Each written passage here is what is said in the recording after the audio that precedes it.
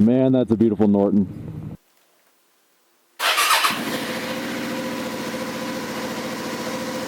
Good afternoon, Team Nasarama.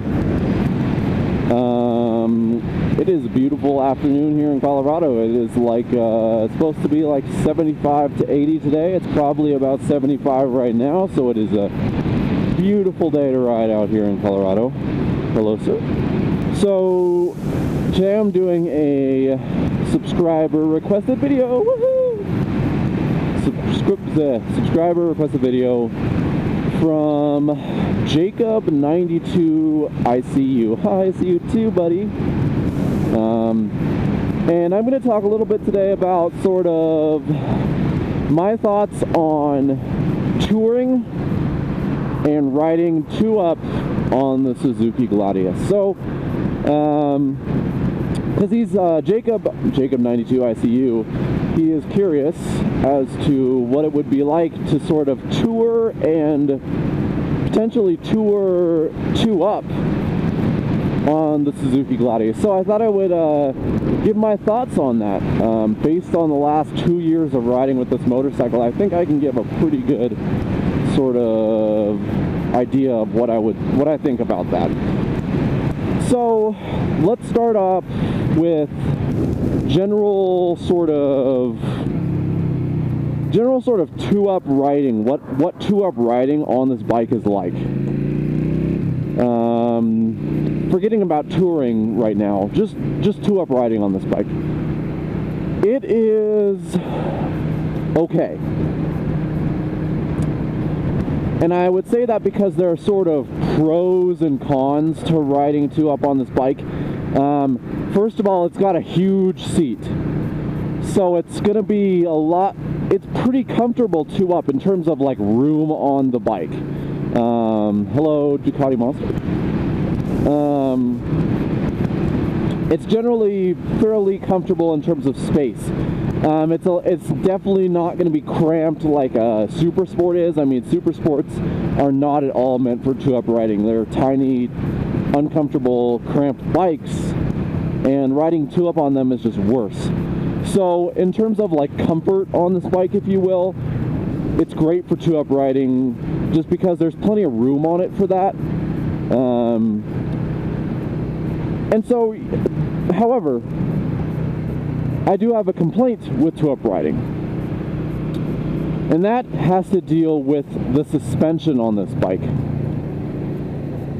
This bike has a very sort of loosey-goosey type suspension, and so the problem is because of that, it's built for comfort.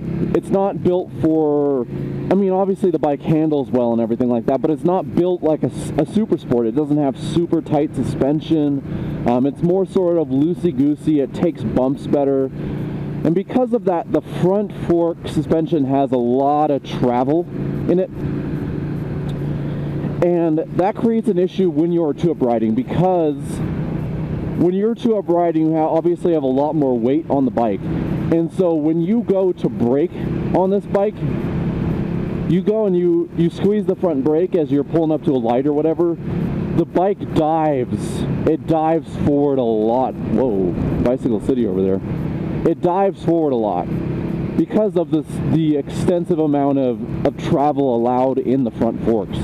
So you grab the brakes with a passenger, or with a passenger on, you have a lot of extra weight. The bike dives forward a lot, and it's honestly like kind of sketchy to ride. Like on this bike, when you're, with 2-up riding, you generally give yourself more braking distance and stuff like that. On this bike, I would say you give a lot of extra braking distance between you and the car in front of you, because it can be kind of sketchy, because you just have that much dive, and so because of that,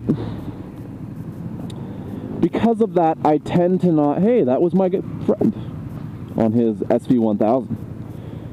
Because of that, I tend not to ride 2-up on this bike very much, just because it's like kind of sketchy. And because of that dive down, I'm like, whoa, I'm about to like eat it into the ground, I feel like. It literally feels like that, sort of. So,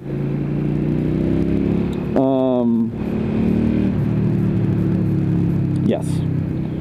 So general two-up riding on this bike is like okay, because it's like comfortable, but it's kind of sketchy. So in general, I don't two-up ride on this bike. Just because of that. Now, let's talk about touring. General touring on this bike, not two-up, general just sort of touring on this bike.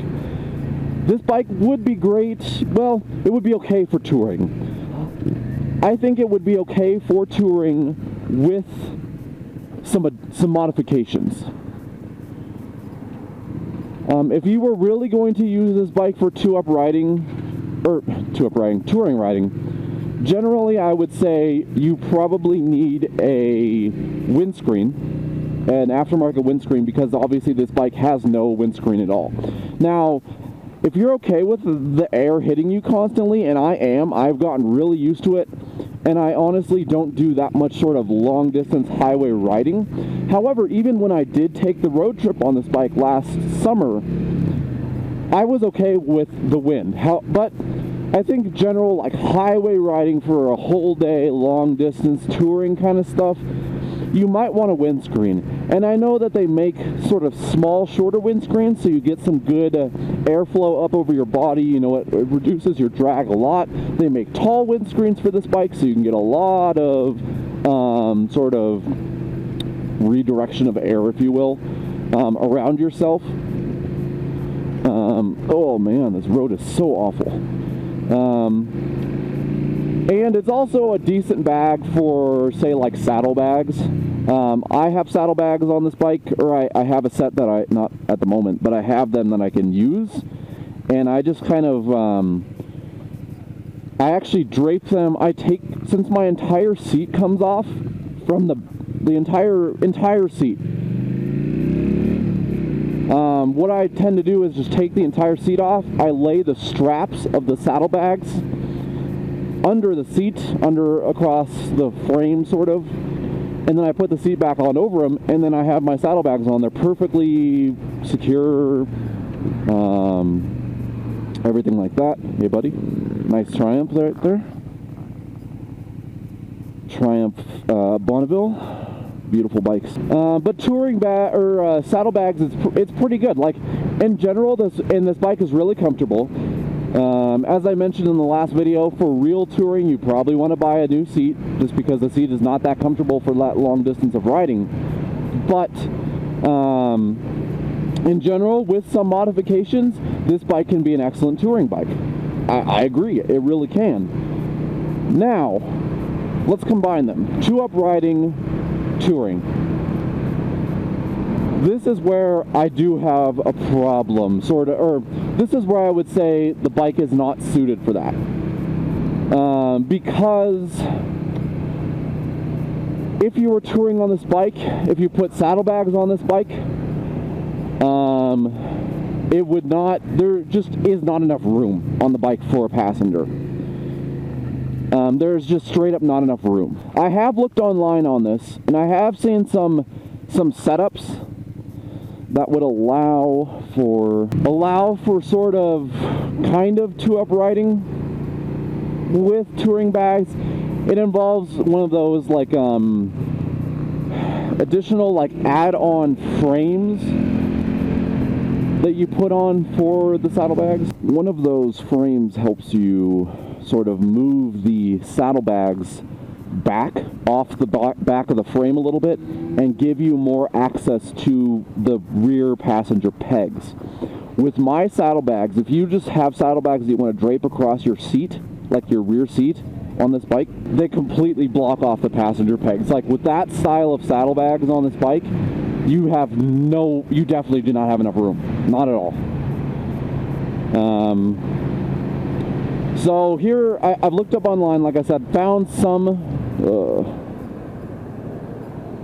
red light runner, nice. So sort of with one of those add-on frames for your saddlebags, you might have enough room, but even with the pictures that you see here, it looks like it could be still really tight. Like there's still not much room getting to the passenger pegs for your passenger.